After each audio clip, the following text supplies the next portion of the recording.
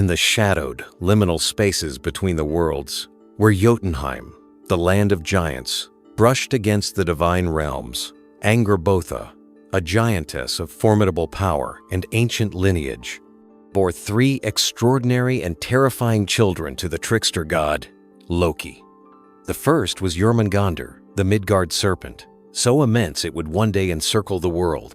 The second was Hel, half-beautiful woman, half-decaying corpse, destined to rule the joyless realm of the dead. And the third, perhaps the most immediately feared, was Fenrir, the wolf. From his earliest days, Fenrir was unlike any creature known to gods or men. He was not merely a wolf pup. He was a concentration of primal fury, a rapidly growing embodiment of untamed, chaotic power.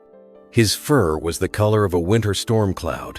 His eyes blazed with an unsettling, intelligent fire, and his infant snarls held the promise of a howl that could shake the foundations of Asgard. He grew at an alarming rate, his strength increasing daily, his appetite prodigious. The gods of Asgard, the Aesir, led by the All-Father Odin, watched his development with a mixture of awe and a deeply unsettling dread. For Odin, wise in the ways of prophecy and the arcane arts, had seen visions, read runes, and listened to the whispers of the Norns, the weavers of fate. These portents all pointed to a chilling future. Fenrir, this monstrous wolf, was destined to play a pivotal role in Ragnarok, the twilight of the gods, the cataclysmic battle that would end their age. Specifically, it was prophesied that Fenrir would be the one to devour Odin himself. This knowledge cast a long, dark shadow over Asgard, a constant, unspoken fear that gnawed at the very heart of the divine realm. The initial mystery or challenge for the Aesir was not an external threat to be conquered, but an internal one, a growing danger they had, in a sense, allowed into their midst by tolerating Loki's monstrous progeny.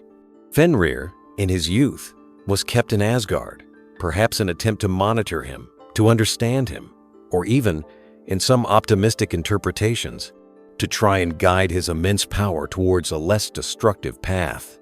Only Tyr, the god of war and justice, renowned for his courage and unwavering honor, dared to approach the rapidly growing wolf, bringing him food, his own divine hand, often the only one Fenrir would accept sustenance from without a snarl. A strange, almost paradoxical bond formed between the god of law and the embodiment of untamed chaos. But Fenrir's growth continued unabated. Soon, he was no longer a pup, but a colossal wolf, his shoulders as high as a horse, his jaws capable of crushing stone. His howls, when he loosed them, were no longer infantile, but terrifying roars that echoed through the halls of Valhalla, striking fear into the hearts of even the bravest warriors. The gods, their initial tolerance giving way to increasing alarm, knew they could no longer ignore the prophecy.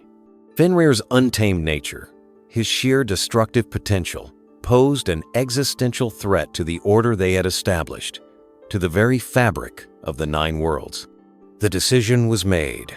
Fenrir must be bound. This was not a decision taken lightly.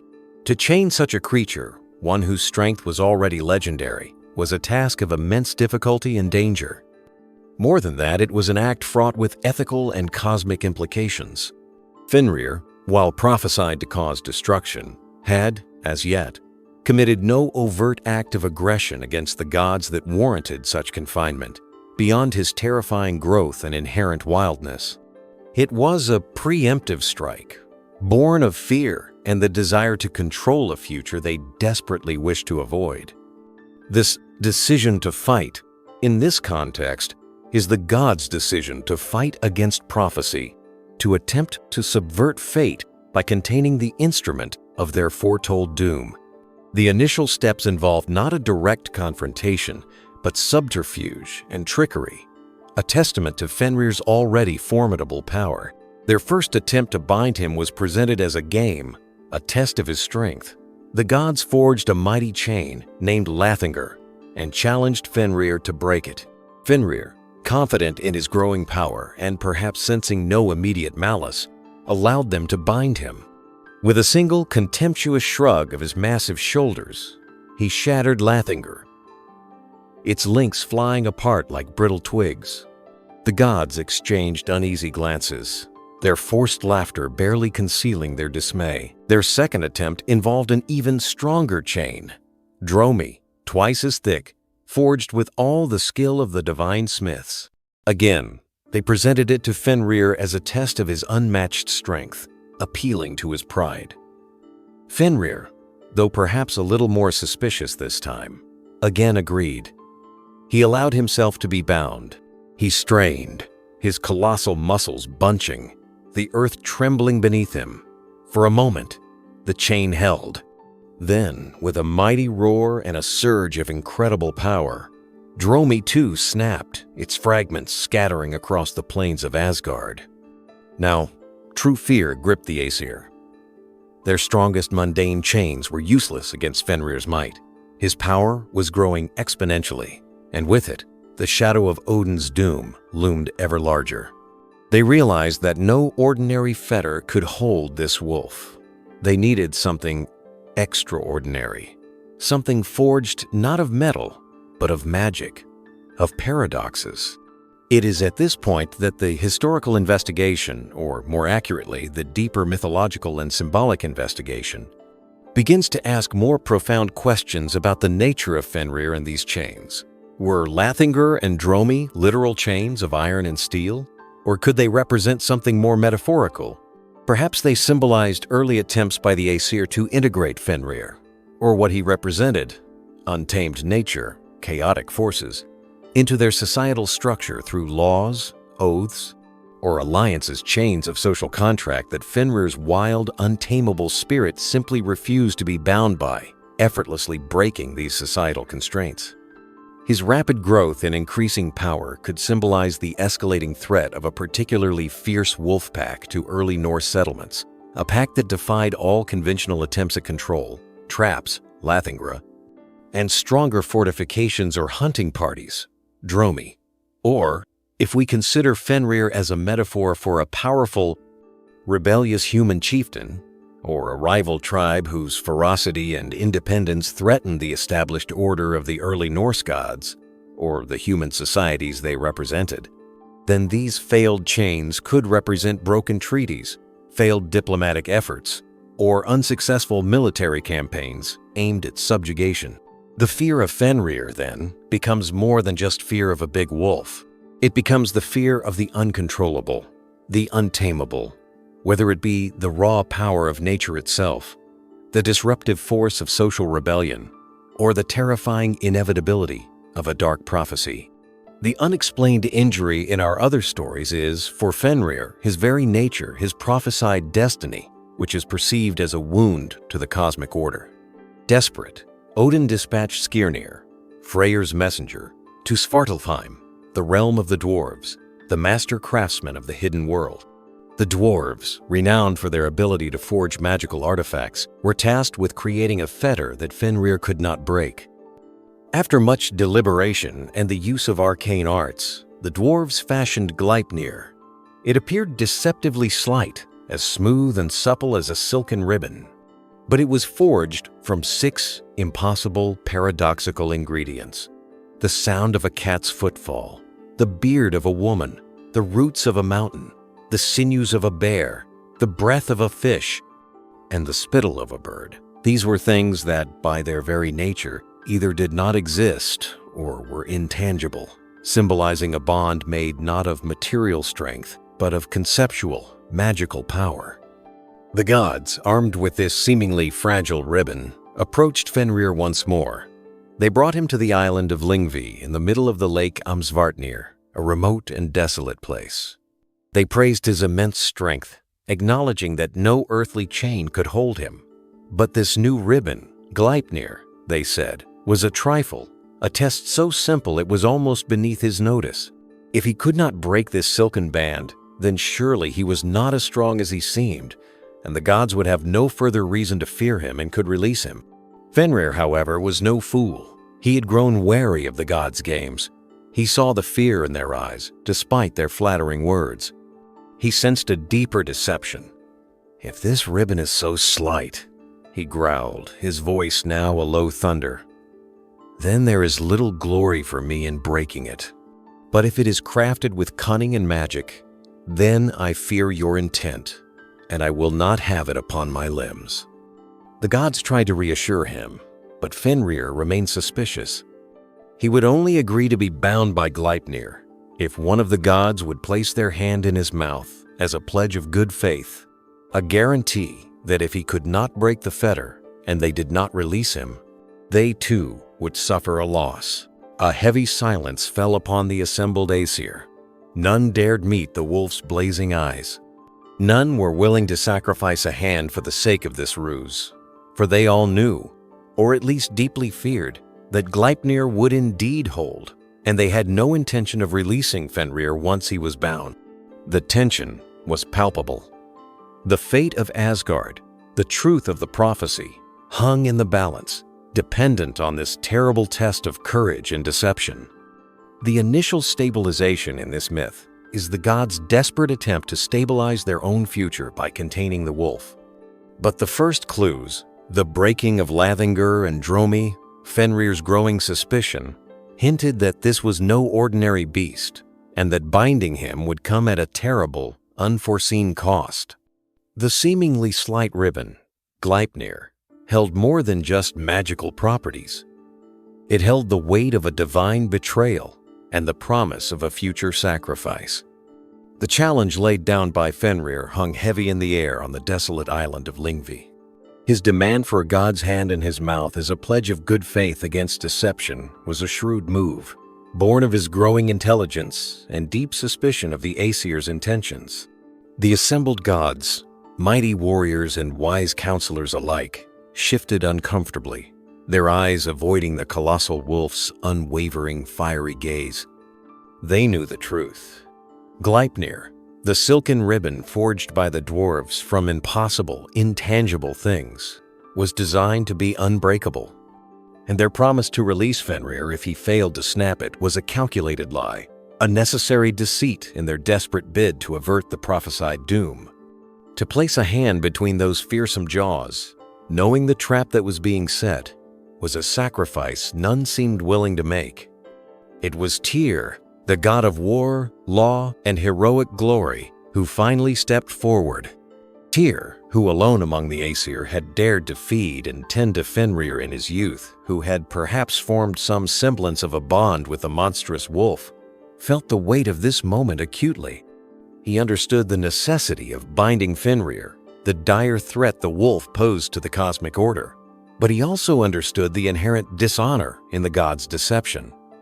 With a heavy heart, but an unwavering sense of duty that superseded his own safety, Tyr extended his right hand and placed it unflinchingly into Fenrir's massive, drooling maw, between rows of teeth like sharpened daggers. "I will be your pledge, Fenrir," Tyr declared, his voice steady despite the tremor of sacrifice that must have run through him. "If there is deceit in this, then let my hand be the price." Fenrir, perhaps momentarily surprised by Tyr's courage, or perhaps still clinging to a sliver of trust in the one god who had shown him consistent, if cautious, kindness, allowed the Aesir to proceed. They carefully wrapped the silken ribbon, Gleipnir, around Fenrir's powerful legs and mighty torso. It looked impossibly fragile against his immense, rippling muscles, a mere thread against a mountain. Once the binding was complete, the gods stepped back, their expressions a mixture of fear and grim anticipation. "Now, Fenrir," Odin commanded, his voice attempting a confidence he likely did not feel. "Show us your legendary strength. Break this flimsy ribbon and prove that our fears are unfounded." Fenrir tensed his colossal frame. He strained, he pulled, he writhed, his muscles bunching like storm clouds, the very ground of Lyngvi seeming to tremble with his effort. He expected Gleipnir to snap with the same contemptuous ease as Lathingur and Dromi, but the silken ribbon held. He pulled harder, a frustrated growl rumbling deep in his chest. Gleipnir stretched, thinned almost to invisibility, But it did not break. He threw his full monstrous weight against it, his roars of exertion echoing across the lake Amsvartnir. Still, the fetter remained intact, biting into his fur, constricting his struggles. A dawning, terrible realization spread across Fenrir's wolfish features. He had been tricked. This was no mere test of strength. This was a magical, unbreakable prison. A wave of betrayal and incandescent fury surged through him. He looked at the gods, his eyes blazing with a terrifying light, and then, with a guttural snarl of rage and pain, he clamped his mighty jaws shut. A sharp cry, quickly stifled, escaped Tyr's lips as Fenrir's teeth met, severing his hand at the wrist. The price of the god's deception had been paid, and Tyr, forever after known as the one-handed god, stood pale but resolute, his sacrifice a stark testament to the cost of containing such untamable power. The other gods, seeing Fenrir successfully bound, let out a great booming laugh. A laugh that was perhaps less of true mirth and more of relieved terror, a release of unbearable tension. But Fenrir did not laugh. He thrashed and roared, his fury terrible to behold. But Gleipnir held him fast. The more he struggled, the tighter the magical ribbon became. The grueling fight in this phase of the myth shifts from the gods' attempts to find a physical chain strong enough to Fenrir's own desperate internal and external struggle against an unbreakable, magically enforced confinement. The unraveling clues for us involve looking deeper into the symbolism of Gleipnir and the nature of the sacrifice involved. Gleipnir, forged from intangible concepts, the sound of a cat's footfall, a woman's beard, mountain roots, bare sinews, fish breath. Bird spittle represents a bond that transcends mere physical strength. It symbolizes the power of abstract principles, of cunning, of magic, and perhaps of societal laws or prophecies that are more binding than any iron chain. If Fenrir represents untamed nature or chaotic force, then Gleipnir could be seen as the imposition of order, of conceptual limits, on something that by its very nature resists such confinement. The impossibility of its ingredients highlights the extraordinary, almost paradoxical measures needed to control such a primal entity. Tyr's sacrifice is central to this. He is the god of law and justice, yet he participates in an act of deception and willingly pays the price. This act can be interpreted in several ways. It could represent the painful compromises that established order sometimes makes to protect itself from perceived existential threats, even if those measures involve a degree of moral ambiguity. Tyr's lost hand becomes a permanent symbol of the cost of maintaining that order, a reminder that true security often comes with sacrifice. It might also symbolize a broken oath or a betrayal of trust. The trust Fenrir may have placed in Tyr, the one god, who had shown him a measure of fairness. In a society that placed immense value on oaths and honor, such a betrayal, even in the face of overwhelming danger, would have resonated deeply. The historical investigation into ancient Norse and Germanic societal structures reveals the profound importance of kinship bonds, sworn oaths, and the concept of luck or fate word. Fenrir, as Loki's son, is kin to the Aesir, albeit a monstrous and feared one. Binding him, especially through trickery, could be seen as a violation of these kinship obligations, an act that, while seemingly necessary for survival, might also sow the seeds of future discord and retribution, a key theme leading towards Ragnarok.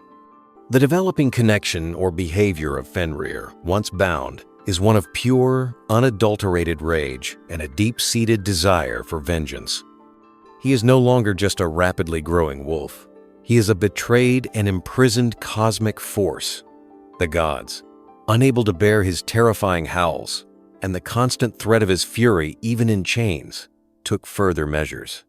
They dragged him to an even more remote location and, using Gleipnir, anchored him to a great stone slab called Gjöll, which they thrust deep into the earth.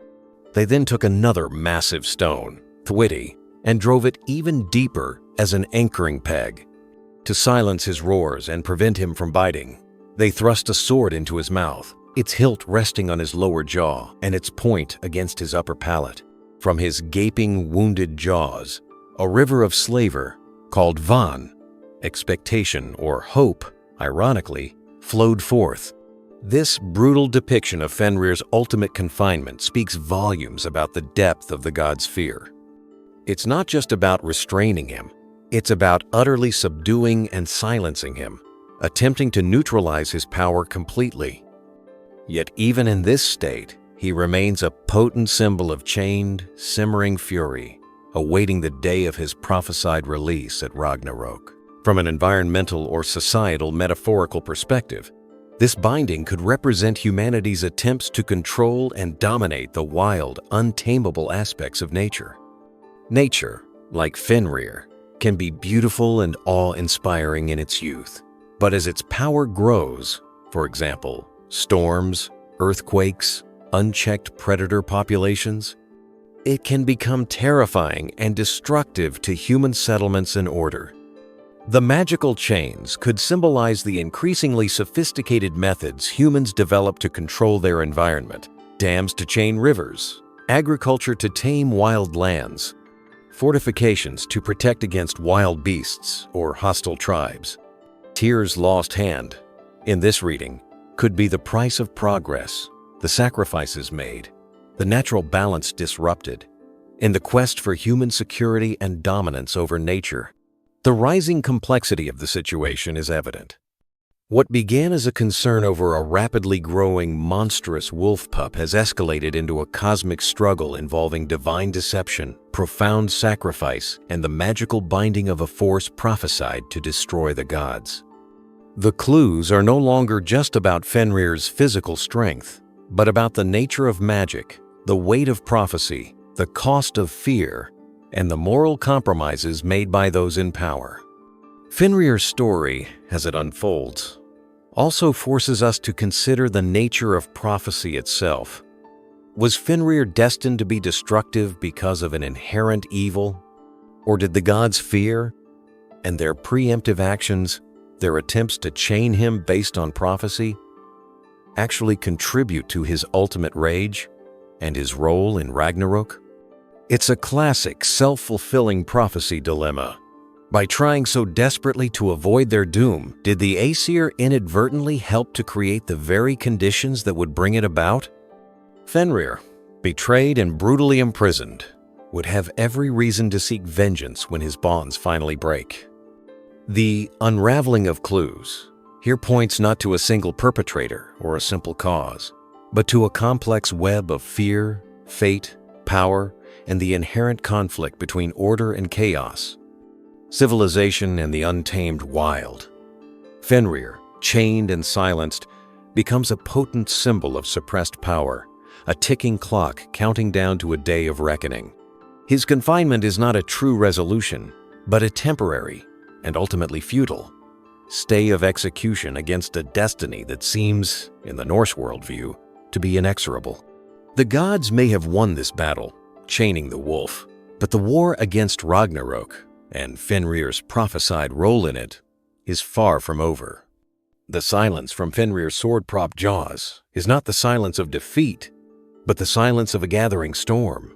Fenrir, the colossal wolf, lay bound upon the desolate island of Lyngvi, anchored deep within the earth by the magical fetter Gleipnir and the great stone Thwiti. A sword fixed his mighty jaws agape, silencing his terrifying howls, the river of slaver Van flowing from his tormented mouth. For the Aesir, this brutal containment represented a desperate, hard-won victory against a prophesied doom. They had, it seemed, successfully neutralized the monstrous threat that Fenrir posed. Yet, this resolution was illusory, a temporary dam against an inevitable tide. The climax of Fenrir's story was not his binding, but his prophesied unbinding, his role in the cataclysmic events of Ragnarok. For long ages, Fenrir endured his torment, his chained fury, a simmering volcano beneath the surface of the Nine Worlds. His existence became a dark legend, a cautionary tale whispered among gods and men, a symbol of untamable power held in check only by the most desperate and magical of measures. The sacrifice of Tyr's hand remained a stark, constant reminder of the cost of that containment, a wound upon the honor of the Aesir that would never truly heal. The turning point, or true climax in the grand arc of Fenrir's myth, arrives with the onset of Ragnarök, the twilight of the gods. As the prophecies foretold, the bonds that held the forces of chaos would begin to fail. Great winters would grip the world, brothers would slay brothers, and the moral fabric of existence would unravel. In this time of cosmic upheaval, Fenrir's magical fetter, Gleipnir, for all its impossible strength, would finally snap. No longer a prisoner of the gods' fear and deception, Fenrir would break free, his pent-up rage and hunger unleashed upon the worlds with devastating force. His release is not just a physical unchaining, it is a symbolic eruption of all that has been suppressed, all that is wild, chaotic, and vengeful. He's described as advancing with his lower jaw scraping the earth and his upper jaw touching the sky, fire blazing from his eyes and nostrils, a truly apocalyptic vision of destructive power. He would run rampant, devouring everything in his path, his howls no longer silenced, but a terrifying clarion call of doom. The prophecies specifically foretold his ultimate confrontation. Fenrir, the monstrous wolf, was destined to fight and slay Odin, the Allfather, the king of the Aesir, the very god who had orchestrated his binding. This is the true climax of Fenrir's personal saga and a pivotal moment in Ragnarök. The fear that had driven Odin to chain Fenrir in the first place would be realized in the most terrible way. The god of wisdom, magic, and kingship would fall victim to the untamed fury he had sought to control. The outcome of this battle is a cornerstone of Norse eschatology. Odin, despite his wisdom and power, despite all his attempts to avert fate, meets his prophesied end in the jaws of the wolf. However, Fenrir's triumph is short-lived. Immediately after devouring Odin, Fenrir himself is slain by Odin's son, Vidar. Vidar, described as a silent god, strong and resolute, would avenge his father by tearing Fenrir's jaws apart, or by thrusting his sword into the wolf's heart. Thus, the great destroyer meets his own destruction, a cycle of vengeance and violence playing out on a cosmic scale. The resolution of Fenrir's personal story is, therefore, one of tragic, destructive fulfillment. He achieves his prophesied vengeance, but is ultimately destroyed in the process. His tale is not one of redemption or reconciliation, but of the inevitable, devastating consequences of fear, betrayal, and the attempt to chain forces that are, by their very nature, untamable. Reflecting on Fenrir's myth, we can draw several layers of meaning. On one level, it's a powerful personification of the destructive forces of nature. Wolves, in ancient Norse society, were a genuine threat to livestock and sometimes to humans, especially during harsh winters.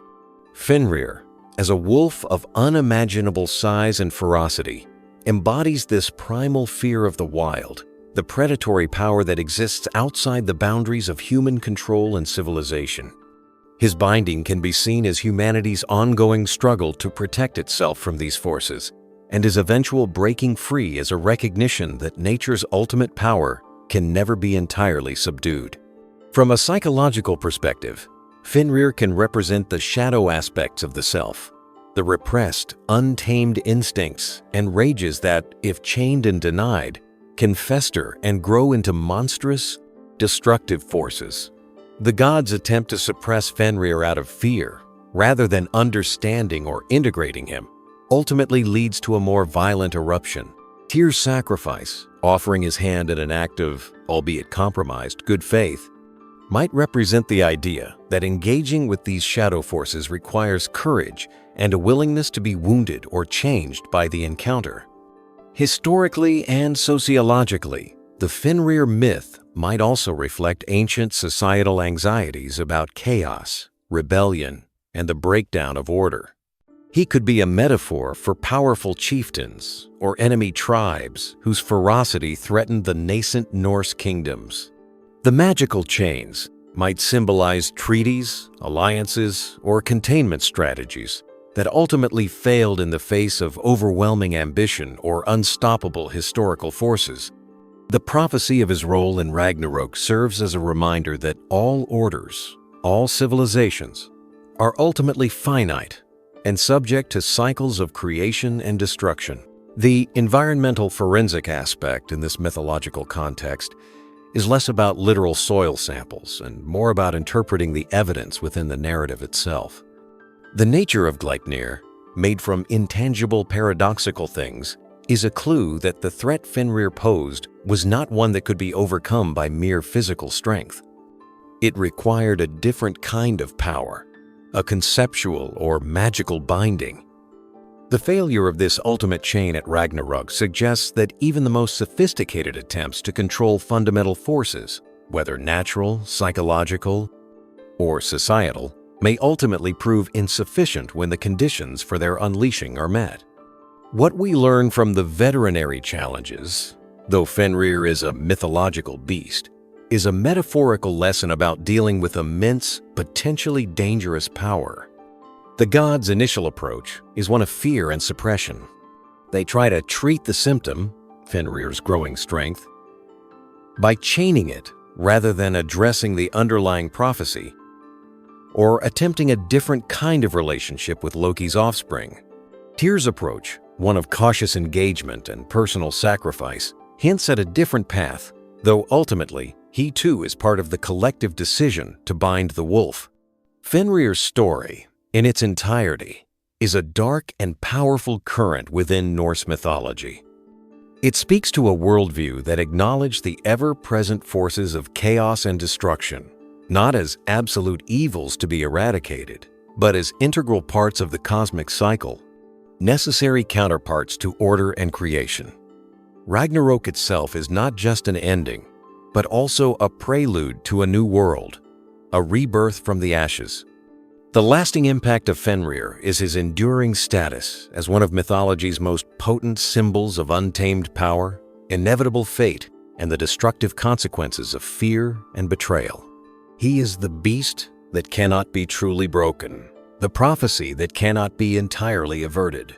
His shadow looms large over Asgard, a constant reminder that the order the gods cherish is fragile, and that the wild forces they seek to control will, one day, have their reckoning. Stories like Fenrir's, woven from the threads of ancient fears and profound wisdom, compel us to examine our own relationship with the untamable, both in the world around us and within ourselves.